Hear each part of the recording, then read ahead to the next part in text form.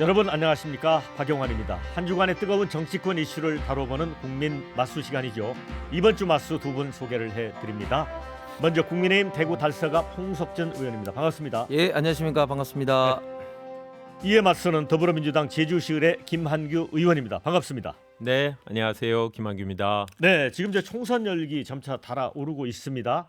제1당과 2당 공천 작업에 속도를 내고 있는데 또 일부 내부 갈등도 지금 불거지고 있고요.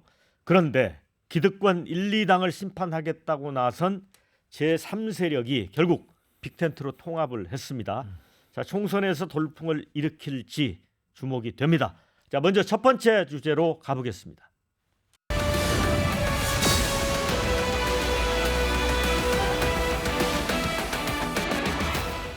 네, 항상 총선 때마다 제3지대 신당이 등장하곤 했습니다.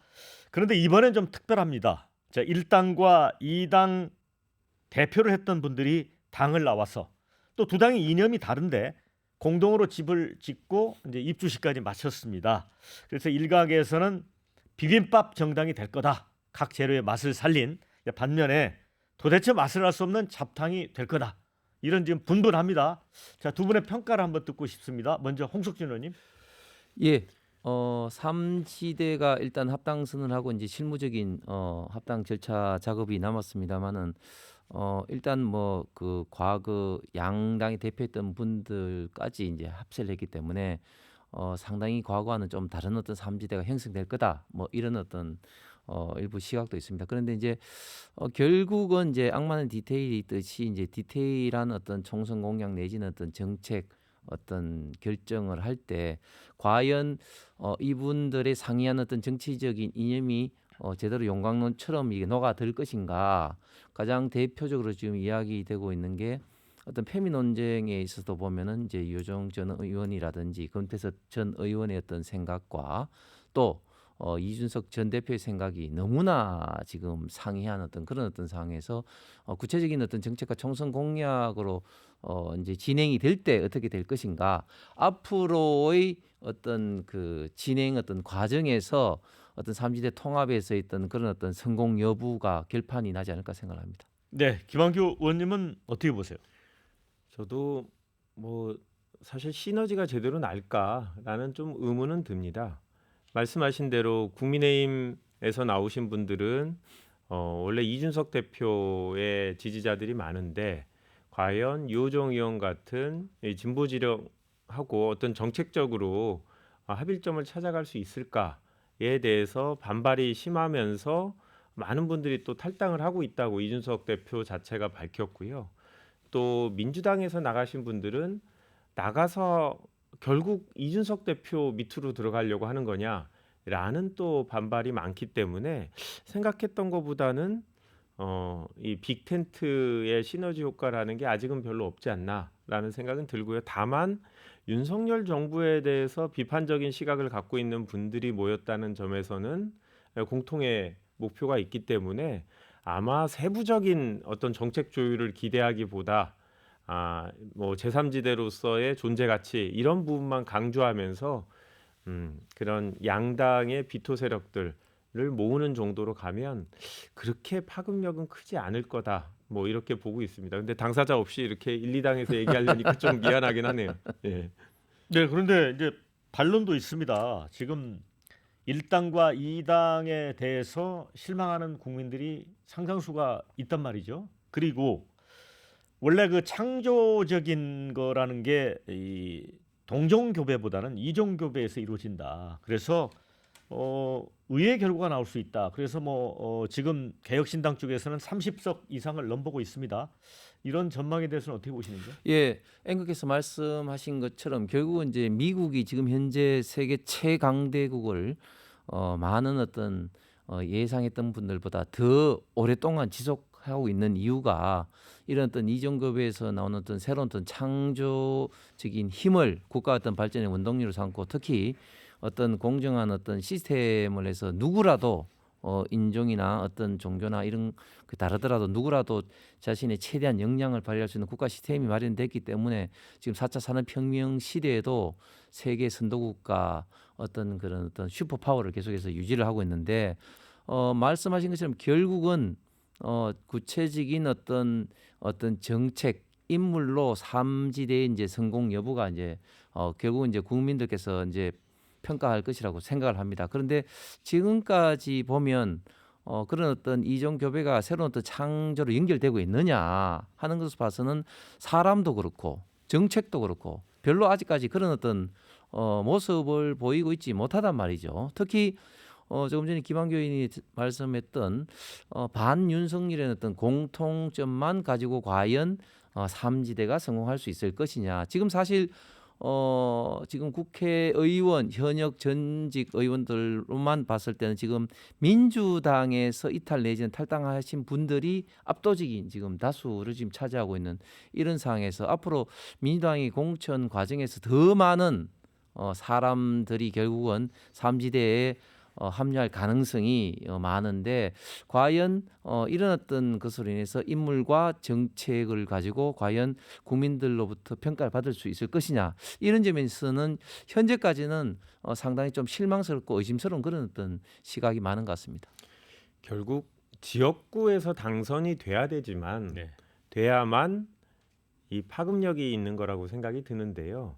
과연 2016년에 국민의당과 같이 지역적 기반을 갖고 탄생한 정당이냐 아니면 또 친박연대와 같이 특정 인물을 중심으로 강건한 지지층을 갖고 있는 이 사람들을 소구하는 그런 정당이냐 보면 다 아니라는 거죠. 그렇다고 하면 과연 이분들을 지지하는 분들이 결국 총선 때 당선시킬 수 있는 당선될 수 있는 후보로 결국은 선택지를 옮기지 않겠냐. 지금 국민의 죄송합니다. 지금 개혁신당을 지지하는 분들도 막상 지역구 투표에서는 사표가 된다라는 생각을 하게 되면 결국 1, 2당 후보 쪽으로 다시 돌아가게 되지 않을까 싶고요. 그래서 현실적으로 지역구 당선자를 뭐 의미 있는 숫자로 내기는 어렵고 비례해서 일부 얻는 정도일 텐데 이준석 대표가 얘기하고 있는 뭐 30석 이상 이런 것들은 현실적으로 많이 어려운 우리나라 소선거구제 구도에서는 조금 뭐 희망에 불과하지 않을까 이런 생각이 듭니다. 삼지대도 그렇고 과거 정당 역사도 이제 봐서라도 정당이 의미 있는 어떤 그 의석을 차지하기 위해서는 세 가지 조건이 있어야 됩니다. 확실한 어떤 걸출한 지도자가 있어야 되고 그리고 또 지역 기반이 있어야 되고 그리고 네. 돈과 조직이 어느 정도 좀 강해야 되는데 지금의 그 개혁신당의 어떤 모습은 확실한 지도자도 뭐 그렇게 보이지도 않고 특히 이제 지역 기반이 너무 없는 그런 어떤 상황에서 비례의석만 가지고 하기에는 지금 민주당이 소위 말하는 통합 비례 정당이라든지 이런 어떤 양당의 어떤 위성 정당으로 인해서 비례 의석을 확보하는 것도 상당히 지금 현재 그 제한적일 수밖에 없다. 뭐 이런 어떤 전반적인 어떤 선거 환경이 삼지대가 성공하기에는 좀 굉장히 좀 어려운 요소가 훨씬 더 많은 것 같습니다. 네. 자, 그런데 이제 조응천, 이원욱 의원 또 김정민 의원이 지역구에 출마할 거라고 합니다. 남양주 화성 또 김종민 의원은 지금 용산 출마설이 나오고 있습니다. 그리고 이낙연 공동대표 광주 출마설이 나오고 있고요. 자, 이분들이 경쟁력을 발휘할까요? 이건 어떻게 보세요, 김한 의원님? 같은 당에 있었던 분들께 죄송하지만 예. 현대 정치에서 이분들이 당선됐을 때는 소속 정당의 힘으로 당선된 게 상당히 컸거든요. 저도 네. 마찬가지고 네. 이게 본인들이 정치 경험이 많긴 하고 그동안 얻은 표가 많지만 그게 당을 제외하고 개인 정치인 개인으로 승부했을 때 그 정도 표를 얻기는 매우 어렵다. 이제는 2020년도에도 무소속으로 당선된 분들이 거의 없었거든요. 그렇다고 하면 이분들이 당선되기보다는 어떻게 보면 이제 당선자를 바꿀 수 있는 정도의 영향력은 있을 것 같아요. 예를 들어서 국민의힘이 후보가 더 유리한 지역에서 이분들 중에 국민의힘에 소구하는 후보가 나오게 되면 그쪽 표를 잠식해서 민주당 후보가 반사적으로 되거나 아니면 또 반대 효과가 이 정도는 있을 수 있겠지만 이 당선되기는 어려울 것 같다라는 생각이 들고요. 다만 이분들이 비례 의석으로 다시 국회에 재진입하려는 목적이 아니다라는 걸 보여주는 측면에서는 좀 의미가 있다라는 생각이 듭니다. 네, 홍 의원님. 예, 삼지대 개혁신당에서는 사실 이낙연 대표 그리고 이준석 전 대표를 빼고는 지역에서 좀 총선에서 이제 국회로 생활하기는 사실상 쉽지 않다. 물론 이원욱 의원이라든지 종천 의원이라든지 김종민 의원이 참 제가 볼 때는 민주당 내에서는 그래도 어떤 국민적 시각에서 좀 올바른 이야기를 하시면서 상당히 인지도와 지지도를 확보를 했긴 했지만 그러나 또 지역 선거는 또 완전히 또 그거와는 또 다르기 때문에 조금 전에 김한교 의원이 말씀하신 것처럼 그런 분들이 가면 결국은 중도 내지는 민주당 진영에서 표를 가져오는 어떤 그 정도 선에서 거쳐서 결국은 어떤 양당 어떤 후보의 어떤 그런 어떤 그 승리의 어떤 명암이 바뀔 어떤 결정적인 어떤 캐스팅보트 역할 정도를 할 것 같고 그리고 또 지금 개혁신당의 고민은 또 이런 걸 겁니다. 그래도 좀 나름대로 좀 이름이 알려진 분들이 다 지역으로 나가서 과연 핵심적인 어떤 목적인 비례로 오시는 분들은 그건 누구로 할 거냐 그런 어떤 면에서 좀 이 일을 할 수 있는 이름이 알려진 분들이 다 지역구로 나가서 만약에 이제 지역구에서 실패를 하게 되면 실제적으로 이제 남는 비례 의원이 누가 될 거냐 이런 것들도 내부적인 굉장히 좀 고민과 또한 비례 순위라든지 이런 것들이 굉장히 좀 갈등적인 좀 요소도 있을 겁니다. 네, 뭐 두 분은 좀 어렵다 이렇게 보셨는데 뭐 투표하면 그때 열어봐야 네. 될 겁니다. 그렇습니다. 네. 자, 이와 별개로 조국 전 법무장관이 이 부산에서 창당을 선언했습니다.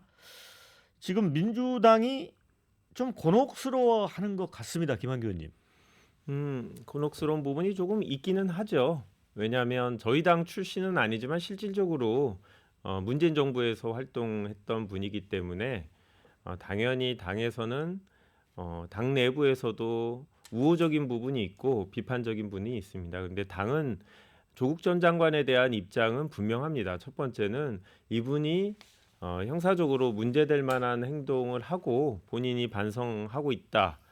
이 부분에 대해서는 우리도 그거 자체를 부인하는 건 아니다. 다만 일반인들에 대한 수사보다는 과도하게 좀 표적 수사가 됐기 때문에 불공정한 수사였다. 이런 입장이거든요.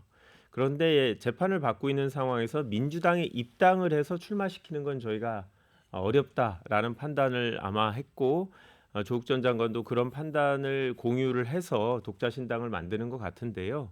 지금은 뭐 연합비례정당에 참여하지도 않는 것으로 거의 정리가 됐고 당에서도 지금 뭐 공식적인 입장을 밝힌 건 아니지만 박홍근 추진단장이 얘기를 했다라는 거는 아마 지도부하고 어느 정도 교감은 있었다고 보고요.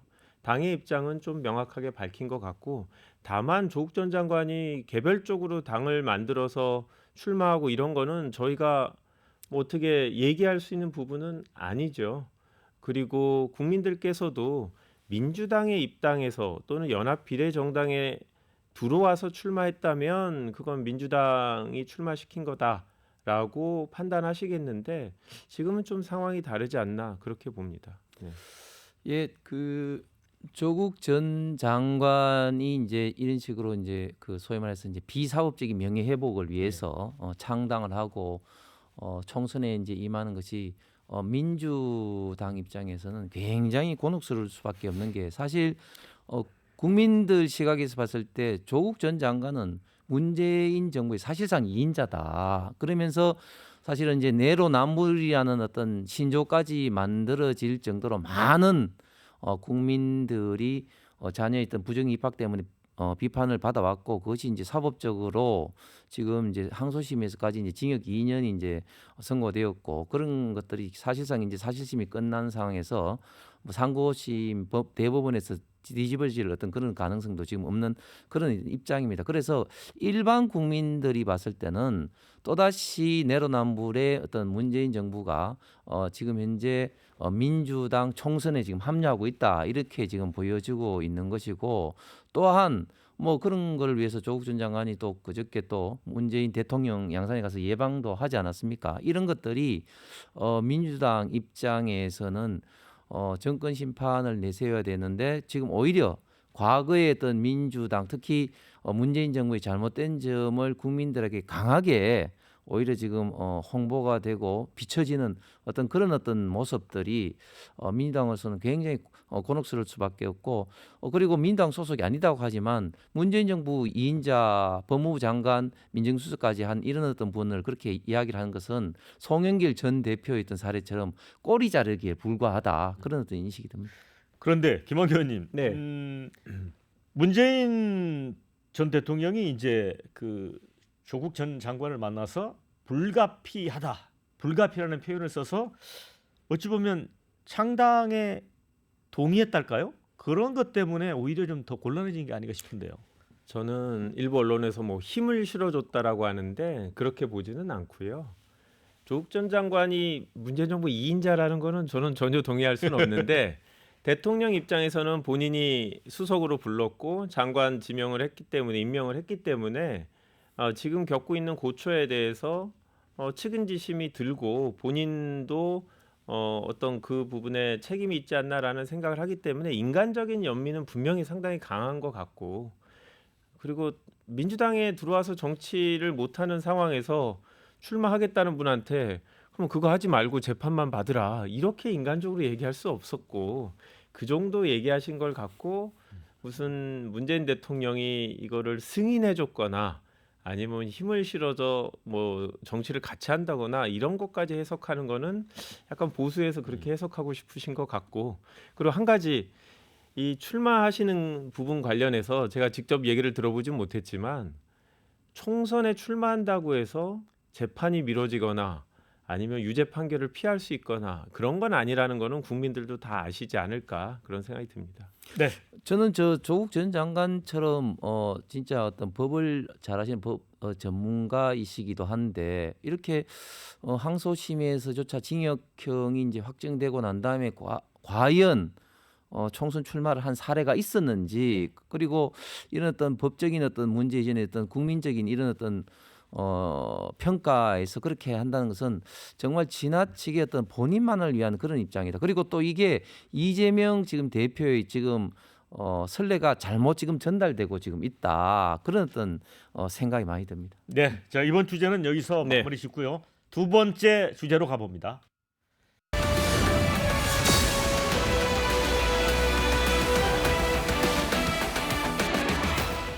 네, 이제 총선 때가 되면 뭐 각 당이 이제 일종의 총선 슬로건일까요? 일종의 이제 프레임을 만들어서 유권자를 이제 설득을 하죠. 이 통상 이제 대통령 임기 중반이면 이제 정권 심판론이 강하게 작동한다 이렇게 돼 있습니다. 그런데 이번에는 여당이 기득권 586 운동권 정치인 청산론을 먼저 공세적으로 지금 꺼내 들고 있습니다. 자, 홍석준 의원님, 네. 왜 그렇습니까? 예, 사실 그 운동권 청산론은 뭐 저희 당에서 처음부터 들고 나온 것이 아니고 많은 어떤 그 중도 시민 단체가 사실 들고 나왔습니다. 왜냐하면 운동권 소위 말하는 어떤 세력이 민주화 과정에서 일부 역할을 한 것은 사실입니다. 그러나 그것이 완전히 기득권화되면서 오히려 지금 민주당에서 약 40%를 차지하고 있는 전대협 출신의 운동권들이 오히려 어떤 민주당의 어떤 도덕성을 마비시키고 특히 대한민국의 어떤 미래를 위한 어떤 준비를 하는 것이 아니라 일방적인 어떤 대한민국의 분열과 갈등, 소모적인 어떤 정쟁만 일삼고 있는 어떤 그런 어떤 부분에서 많이 이제 비판을 받아왔고 그런 것들을 이제 저희 당에서 이제 주장을 하고 있는 그런 어떤 상황입니다. 사실 정권 심판론이 지금 힘을 받고 있지 못하는 이유가 사실은 정권에 있어서 가장 중요한 축은 물론 집행부이기도 하지만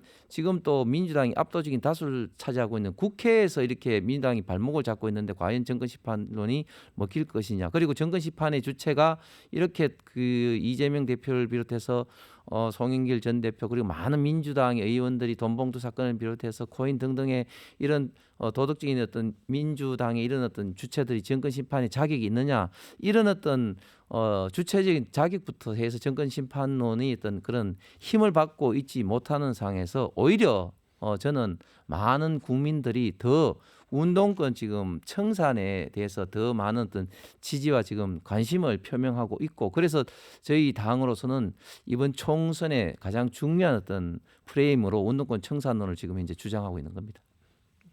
뭐 국민의힘이 주장하는 배경은 잘 이해를 했고요. 그런데 이제 선진국에 진입하는 대한민국에서 여당이 기껏 총선을 앞두고 내놓은 과제가 운동권 청산이냐? 그런 면에서 좀 안타깝습니다. 대한민국에 해야 될 일이 참 많은데 정부 여당이 그렇게 많은 이제 훌륭하신 분들이 모인 정당에서 나와서 이거를 몇 번 선거 때마다 계속 운동권 청산이라고 얘기를 하잖아요. 정치 경험이 없는 분이 정치를 하는 게 저는 더 문제라고 봅니다. 홍 의원처럼 이제 행정관료로서 오랫동안 국정 운영을 같이 한 축을 경험했던 분들도 있지만 이 검사 출신 분은 수사만 하셨던 분이잖아요. 아주 행정의 일부분을 하셨던 분들이 지금 대통령을 비롯해서 정부의 아주 중요한 역할을 맡고 계신데 이분들이 민심과 괴리된 국정 운영을 하고 있다는 게 더 중요하다고 생각하는데 이분들이 운동권 청산을 얘기하니까 이제 설득력이 없는 거죠. 그래서 제가 봤을 때 지금 뭐 선거의 주제로 뭐 이야기를 하시는 것 같은데 국민들이 볼 때 그래도 이번 정부의 문제 그리고 지금 뭐 경제적으로 힘들고 이런 부분이 더 와닿지 야당 의원 몇 명을 바꾸는 것 자체가 시대적 과제인지 이번 총선에서 가장 중요한 과제인지 이거에 대해서 저는 국민들이 공감하지 않을 거라고 생각을 합니다. 아니 운동권 청산론만 이제 저희 당에서 주장하고 있는 것이 아니죠. 사실 한동훈 비대위원장이 지금 와서 지금 국회 혁신으로 뭐 1호 법 이제 그 불체포 특권 포기부터 해서 그리고 징역형이 확정됐을 때였던 그 세비 반납 마지막으로 지금 출판 기념회 어떤 뭐 금지 등등 5가지 국회 혁신을 제안했고 그 이후에 수많은 여러 가지 좀 정책 그 아젠다를 지금 이제 던지고 있습니다. 그런데 막상 그 민주당은 국회 혁신, 정치 혁신 그리고 정책 아젠다에 대해서 별로 반응이 없고 오히려 뭐 일부에서는 좀 뭐 비아냥을 그리고 이렇게 하고 있는 것이죠. 그래서 말씀하신 것처럼 대한민국의 미래와 진짜 우리 국민의 어떤 삶, 경제의 어떤 회복을 위한 이런 어떤 정책적 그런 어떤 좀 경쟁이 돼야 될 것 같은데 그런 면에서 국민의힘에서 던지고 있는 다양한 국회 혁신, 정책 혁신에 대한 어떤 그런 것을 오히려 지금 민주당이 지금 대응하지 않고 있다. 그래 보여집니다. 그래서 네. 정책 혁신에 대해서는 각 당이 지금 공약을 내고 네. 있으니까 그건 국민들이 평가할 거고 저는 이 정치권에 처음 들어온 분들이 정치 혐오에 기반해서 의원수 줄이자, 세비 줄이자, 보좌진 줄이자 뭐 이런 것들이 과연 정말 실질에 맞는 주장인가? 그리고 실제로 정치를 해본 저희들 입장에서 그게 정말 정치 혁신을 위해서 필수적인 과제인가? 저는 그렇게 생각하지 않습니다. 국민의힘 내부에서도 뭐 세비를 줄이자 이런 거에 대해서 원내대표도 다시 한번 생각을 해봐야겠다라고 얘기를 하시는 것처럼 이게 실질적으로 뭔가 대한민국을 위해서 도움이 된다기보다 그냥 정치 혐오에 기반한 사람들한테 순간적으로 아 그래 뭔가 기득권을 타파하고 이런 데 도움이 되겠다고 하면서 저는 정치권이 제 살 깎아먹기 경쟁을 할 때 많이 쓰이는 방법을 그냥 국민의힘이 하고 있는데 왜 국민의힘의 많은 의원들이 이거에 대해서 제대로 얘기를 하지 않는지 모르겠습니다. 네. 그런데 지금 여권이 주장하는 운동권 청산론 이제 프레임이 이제 친일파 논란으로 다시 또 비화되고 있습니다. 홍익표 민주당 원내대표가 그 얘기를 했잖아요. 이 운동권 청산론이 독립운동가들을 폄하했던 친일파들의 논리다. 이게 무슨 뜻입니까, 김한 교수님? 뭐 그러니까 이 뭐 저희 입장에서 볼 땐 이제 검찰하고 또 민주화 운동을 했던 분들 그러니까 권위주의적 세력 대 민주화 세력들의 갈등 이런 것과 이제 비교해서 얘기를 하는 거고요. 기본적으로 이제 검사 출신들 정치 검사 출신들이 실제로 정치를 하고 있는 거에 대해서 약간 비유를 친일파 얘기를 하신 것 같은데 저는 뭐 그 비유가 꼭 적정하다고 생각하지는 않고 원내대표님께서 어떻게 생각할지 모르겠는데 좀 약간 불필요한 친일 논쟁으로 들어간 것 같은데요. 하여튼 저희의 핵심은 운동권 청산 이런 얘기하는 게 예. 약간 추상적이고 지금 민주당의 기득권자가 386인가요? 586인가요? 그거는 민주당 내부를 잘 모르고 하시는 얘기란 말씀을 드립니다. 네. 이제 홍 원내대표 네. 발언에 한동훈 비대위원장 이런 얘기를 했잖아요. 어느 독립운동가가 돈봉투 돌리고 룸사롱에서 쌍욕을 하나 갖다 댈 걸 대야지 이런 얘기를 했어요. 그러니까 지금 홍익표 원내대표가 지금 운동권 청산론에 대해서 사실 국민들에게 조금 먹히게 되니까 조금 과잉 반응을 보이고 좀 잘못된 비유를 한 것이 아닌가. 그러니까 홍익표 원내대표 이야기라면은 지금 운동권 청산론을 주장하는 저희 당이 이제 친일파가 되는 것이고, 그리고 운동권 세력이 운동권 출신 국회의원들이 그럼 독립운동가가 된다는 그런 어떤 등식인데, 뭐 그런 등식을 믿는 국민들은 아무도 없을 겁니다. 독립운동가의 그런 어떤 처절한 어떤 모든 삶을 던지는 그런 어떤 삶 자체를 과연 운동권 출신 국회의원들과 같이 그 등가로 등치시키는 것이 얼마나 희화화되는 것인지는 국민 모두가 잘 알고 있을 것이고, 지금 특히 최근에 이제 이승만 대통령의 어떤 그런 일대기를 다룬 건국전쟁이라는 이 네. 영화가 예상외로 국민들로부터 많은 좀 관심을 받고 있으니까 더더구나 지금 이런 시점에서 그런 어떤 비유를 한 것이 아닌가 싶은데, 잘못된 비유가 실질적으로 운동권 청산론에 대한 더 많은 국민들의 어떤 지지와 좀 관심을 좀 불러일으키고 있다고 생각합니다. 저는 한동훈 장관이 계속 그 운동권 세력이 뭐 룸사롱 갔던 얘기를 하는데 뭐 예전에 한번 가서 문제가 됐고 사과를 하고 오랫동안 그거에 대해서는 국민들의 평가를 받은 것 같은데, 이러다 보니까 논의가 되게 수준이 낮아집니다. 검사가 룸사롱에 더 많이 가냐, 뭐 정치인이 많이 가냐. 그래서 과연 국민들이 볼 때 뭐 술자리 가고 누가 룸사롱 가고 이런 걸 갖고 지금 총선의 중요한 과제로 봐야 되느냐. 저는 한동훈 장관이 너무 이렇게 과거의 어떤 아주 오래된 사례를 갖고 자꾸 이런 식으로 사람을 비판하고 비난하고 이런 식의 왜 여의도식 정치를 바로 와서 이렇게 더 많이 하시는지 모르겠다. 옛날에 여의도식 언어를 안 쓰겠다고 했는데 저는 지금 누구보다도 비난과 비판, 혐오의 정치를 하시는 게 아닌가, 매우 안타깝다 말씀을 아니 드립니다. 그거는 이제 홍익표 원내대표가 그런 식으로 친일파가 독립운동가를 탄압하는 그런 식으로 비유를 하고 관련된 질문을 기자들이 하니까 그게 대응하는 것이고, 홍익표 그거는 대표의 표현 비유 자체가 잘못된 거죠. 그러면 남이 잘못하면 나도 잘못해도 된다는 거지 않습니까? 기자들의 질문 응답에 대한 어떤 대답이신지. 네. 네, 지금 어쨌든 이제 정권 심판론, 이제 운동권 청산론, 여기에 맞서 이제 정치검사 청산론 여기까지 왔는데, 문제는 그 민주당 싱크테크 민주연구원 부원장을 지낸 최병천 신성장 경제연구 소장이 개인 페이스북에 그런 글을 올렸어요. 이게 너무 야권 연대만을 민주당이 기대하고 있다가 결과적으로 2012년 총선에 재판이 될 가능성이 높다, 그런 경고음을 울렸거든요. 이게 무슨 의미인가요?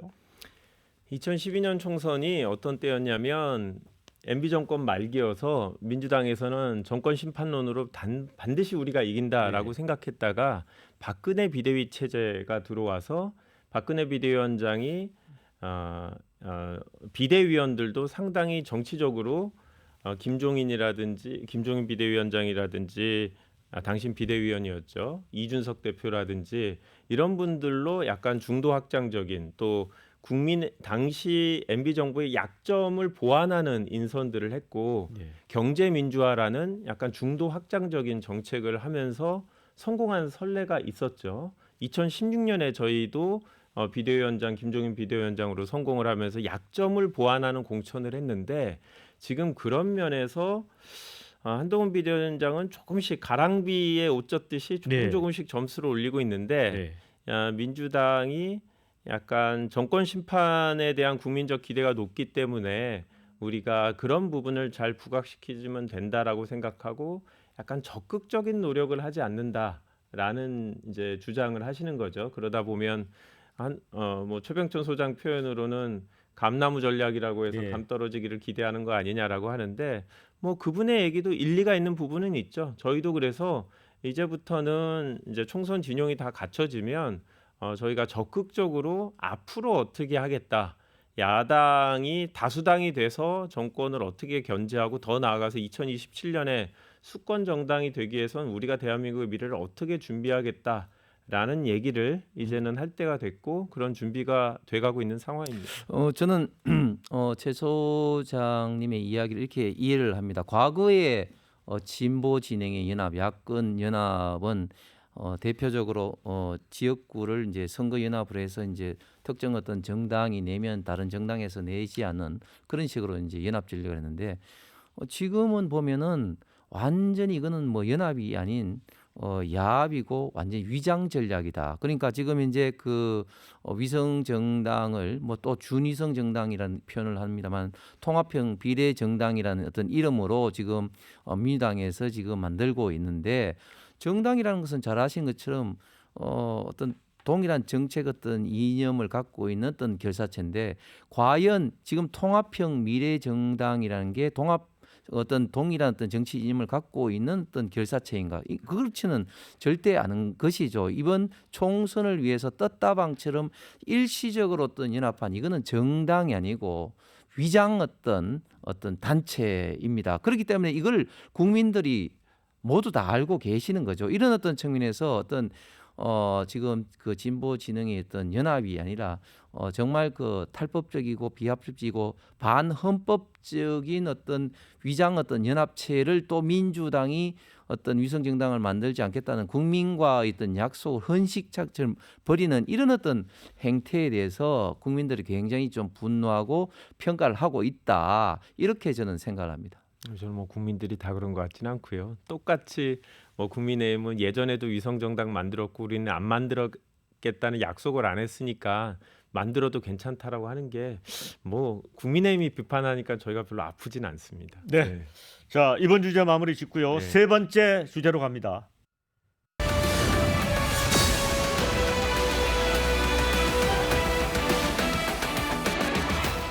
네, 총선에서 뭐니 해도 중요한 건 공천 작업인 것 같습니다.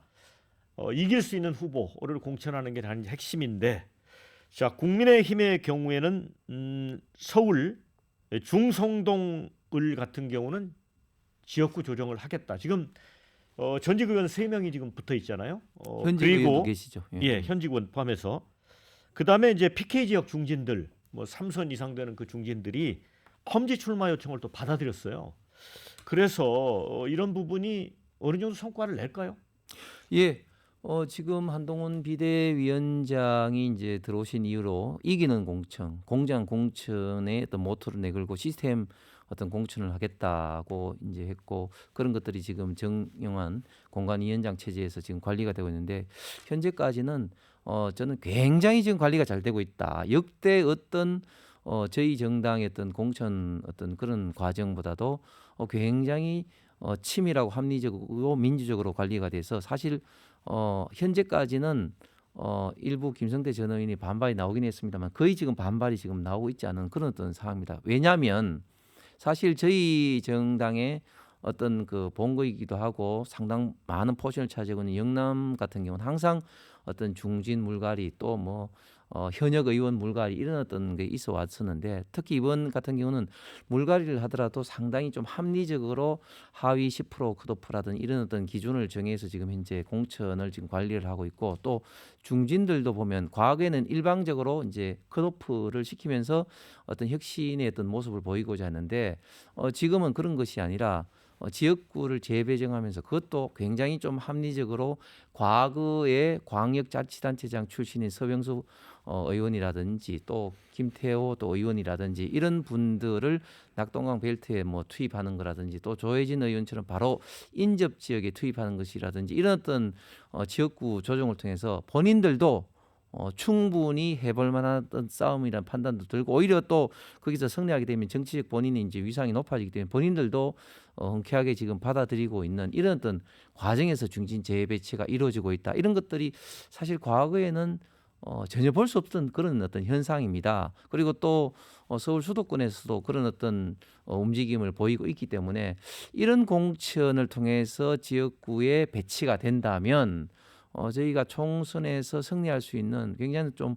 가능성 높일 수 있는 어떤 선수 배치가 아닌가 생각합니다. 네, 민주당도 뭐 이제 이재명 대표가 일부 선배 중진급 예비 후보 또 친명이라고 볼 수 있는 분들에게 직접 전화를 걸어서 불출마를 당부하기도 하고 있고 또 추미애 전 법무장관 뭐 이런 분들도 이제 맞서서 저 전략 공천을 하려는 움직임이 있죠. 저희도 마찬가지로 이기는 공천이 제일 중요하죠. 이재명 대표 입장에서는 총선에 승리를 해야 다음 정치적 행보가 가능하기 때문에 결국은 경쟁력인 후보를 찾아서 공천하고 또 경우에 따라서는 개인적인 연이 있다 할지라도 본인이 당대표이기 때문에 책임지고 불출마를 시키거나 아니면 다른 지역으로 조정하는 역할을 할 거라고 봅니다. 저는 그게 해야 되는 역할이고 지도부의 책임이라고 생각하고요. 국민의힘에서 한동훈 이제 비대위원장이 보수정당 처음으로 시스템 공천을 하고 있다라고 자평을 하셨는데 민주당이 시스템 공천을 지금 해오고 있지 않습니까? 그게 결국은 국민과 당원들의 선택을 받아서 이길 수 있는 지지를 받을 수 있는 사람으로 후보를 내는 거거든요. 그런 면에서 저희는 뭐 원칙적인 시스템 공천이 잘 유지가 되고 있다고 생각하고 경선에서 결과가 어떻게 될지는 저희도 잘 모릅니다. 친명이라고 해서 무조건 이기는 게 아니고 또 신인이라고 해서 또 신선하다고 무조건 이기는 게 아니고 그렇기 때문에 저희는 국민의 선택이라면 겸허하게 받아들여야 된다고 생각하고요. 서울, 그다음 부울경, 충청권 여기가 총선에서 가장 중요한 부분이고 부울경에서는 아무래도 국민의힘이 현역 의원들이나 인지도 있는 분들이 많기 때문에 그렇게 조정을 통해서 공천을 하고 계시는 것 같은데 과연 그러면 TK도 그게 이제 가능할까? TK는 전석이 다 국민의힘이기 때문에 TK의 기득권에 대해서 국민들이 갖고 있는 정서 이런 것들을 고려할 때 조율을 해내야 되는데 과연 앞으로 그 부분이 어떻게 될지가 국민의힘 공천이 혁신적이냐 아니면 민주당하고 비교해서 상대적 우위를 보여줄 수 있느냐 이런 게 과제가 아닌가 싶습니다.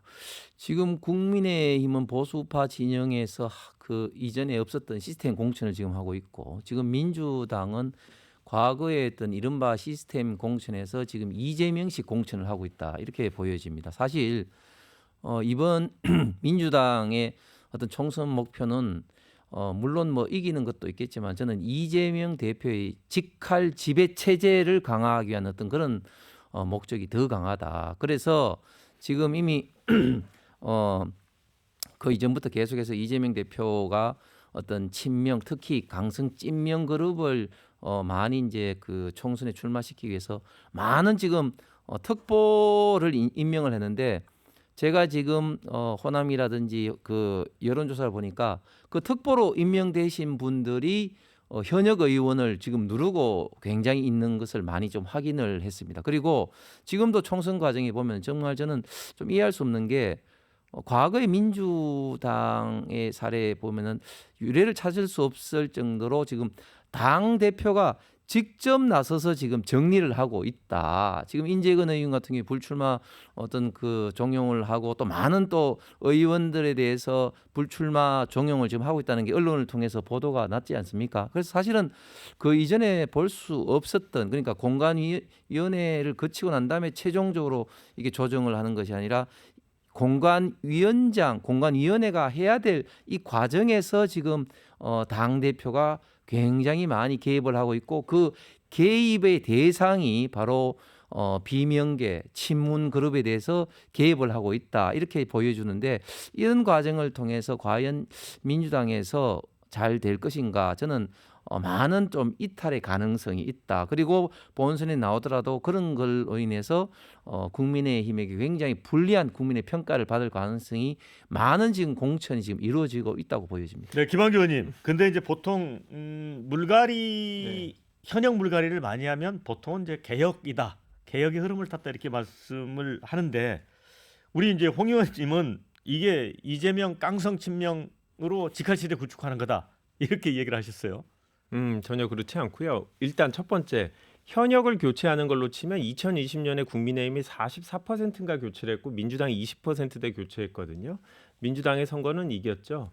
그래서 현역 교체가 중요한 게 아니고 결국 이길 수 있는 당원과 국민의 지지를 받을 수 있는 후보를 만드느냐가 중요한 것 같고요. 아까 예를 들어서 인재근 위원에 대해서 얘기를 하셨는데 인재근 위원을 비명이고 반명이라서 대표가 교체한 겁니까? 아닙니다. 그건 인재근 위원이 차지하는 위치가 있죠. 김근태 전 의장님의 배우자이기 때문에 아무도 거기서 정치를 못합니다. 왜냐하면 김근태 의장에 대한 예우 차원에서. 그래서 그런 아주 어려운 일을 당대표가 일부 비난을 감수하고서도 나서는 거죠. 그래서 인재근 위원한테 뭐 언론에 나온 바에 따르면 후배를 위해서 하여튼 기회를 주십시오라고 제안을 드린 거고 그런 역할을 어려운 일을 하는 게 뭐 대표 역할이 아닌가라는 생각이 듭니다. 자, 이번 주제 여기서 마무리하고요. 마지막 주제로 가보도록 하겠습니다.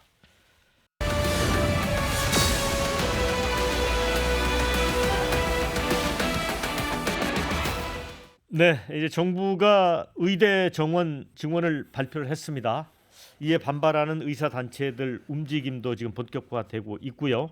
또 뭐 권리대를 연다, 또 집단 행동에 나서겠다 이런 움직임들이 있습니다. 자, 그런데 이게 이제 총선에 임박해서 이 정책이 발표되면서 총선용 아니냐 이렇게 보는 사람도 있어요. 홍 의원님 어떻게 보세요? 총선용이라면은 이렇게 의사 단체, 의사 협회의 강력한 반발을 불러일으키는 이런 정책을 발표를 하지 않죠. 네. 총선 이후에 하겠죠.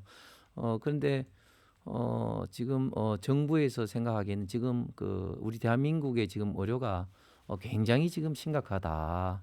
응급실 어떤 뺑뺑이 어떤 그런 사례도 있지만 특히 지방 의료는 굉장히 지금 심각합니다. 저희 대구 같은 경우도 종합병원이 지금 5개나 있고 굉장히 의료 인프라가 잘 구축돼 있는 지역이기도 합니다만 저도 깜짝 놀란 게 제 지역구에 한 분 이제 소아과 관련된 이제 그 어린이가 심정지가 돼서 보니까 경북대 병원 어린이 병원 한 곳밖에 사실상 모든 어떤 어린이 소아과 질환을 케어할 수 있는 곳이 없다 그런 이야기를 좀 듣고 야 정말 지방 의료가 정말 심각하구나 이런 어떤 생각을 가지게 되었습니다. 이런 상황에서 정부가 사실 그 이전 정부에서도 사실은 시도를 좀 해왔던 상황입니다. 그런데 좀 의사 단체, 의사 협회의 강력한 반발 때문에 하지 못했는데 이번 기회에 시기를 떠나서 지금 정부에서는 지금 대한민국 국민들의 건강과 생명을 위해서 좀 의료 인력을 좀 더 양성 확충해야 되겠다. 지금 이렇게 정원을 시켜더라도 결국은 의대를 졸업하고 어떤 수련을 하고 해서 실제 현장에서 투입되기까지는 시간이 상당히 걸리는 겁니다. 그렇죠. 예, 그렇기 때문에 이거는 총선보다는 정말 국민의 어떤 건강 생명을 위한 어떤 결단이다 이렇게 말씀드리겠습니다. 총선용이죠. 그렇게 중요한 거 저도 동의합니다. 내용은 다 동의하고 저도 지방의 네. 국회의원으로서 근데 왜 지금 하냐는 거죠. 무슨 말이냐면 국민 여론을 보면 80% 후반대가 찬성을 합니다. 이 정책에 대해서.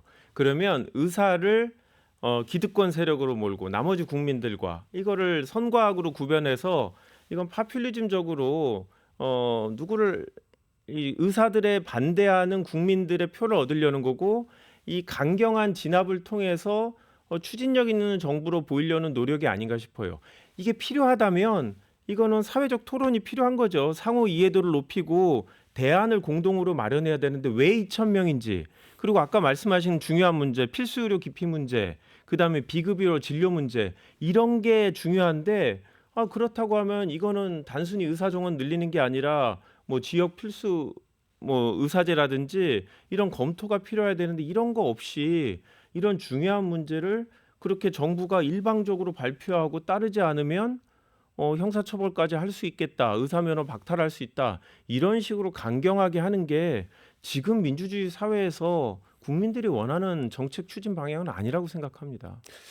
뭐 민주당 그 문재인 정부에서 코로나 상황에 뭐 재난 지원금을 풀어서 총선을 뭐 이용을 해먹은 어떤 분들이 사실은 이런 말을 할 어떤 그런 건 아닌 것 같은데, 근데 그 우리 그 김한규 의원이 제가 참 좋아하시는 분인데 사실 잘 모르고 하는 건데, 지금 정부가 의사단체 의사협회하고 정말 많은 회의를 이제 거쳤습니다. 그리고 저도 필수 의료 육성법이라는 법안을 좀 내서 진짜 필수 의료에 그 근무하시는 우리 의료인들의 어떤 수가도 높이고, 특히 이제 그런 어떤 일부 어떤 결과가 잘못되더라도 형사처벌 면하게 하는 그런 어떤 내용을 발표도 했는데, 사실은 이 문제가 계속해서 논의를 했음에도 불구하고 사실 결론을 좀 내지 못했던 그런 어떤 면입니다. 그렇기 때문에 사실은 대통령께서도 많은 좀 고민을 했겠지만 시기를 떠나서 이게 논의가 뭐 무한정 좀 길어질 수는 없겠다, 그렇게 해서 이제 발표를 한 거고, 그리고 사실은 이게 총선에 뭐 국민들이 원하니까 이게 도움이 된다. 제가 볼 때는 굉장히 위험한 게, 만약에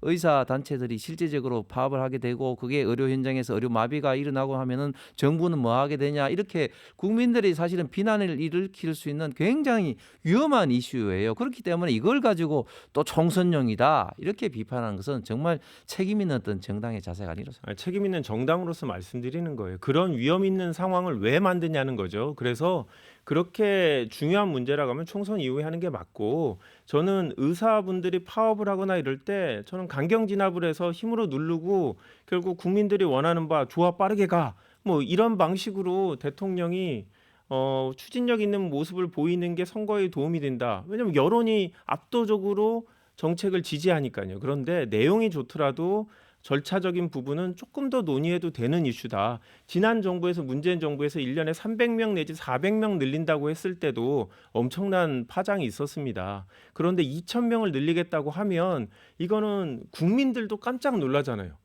왜 2,000명이지?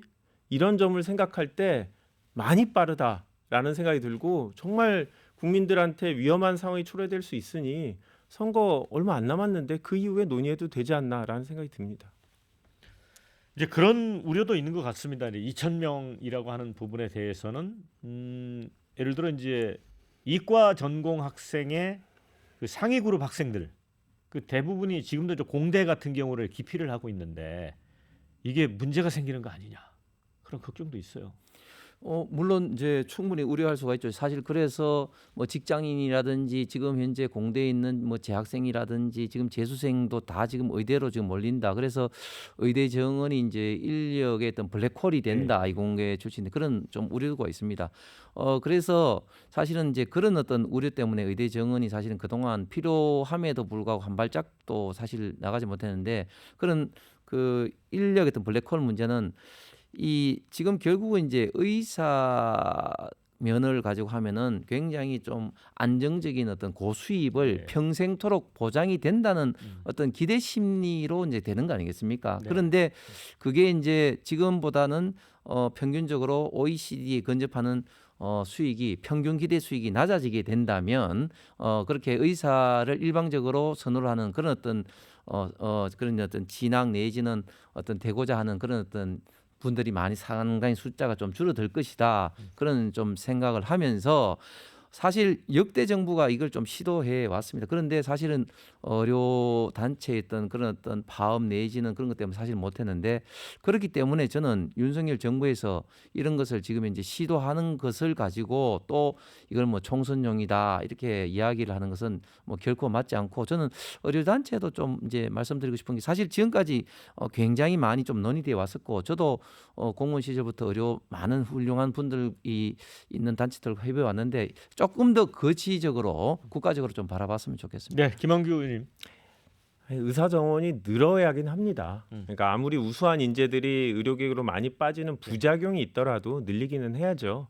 그 대신에 우수한 인재들이 과학 분야, 순수 과학 분야나 뭐 반도체라든지 새로운 산업 분야에도 관심을 가질 수 있도록 그쪽에 대한 지원을 동시에 하는 게 필요하다고 생각은 하고요.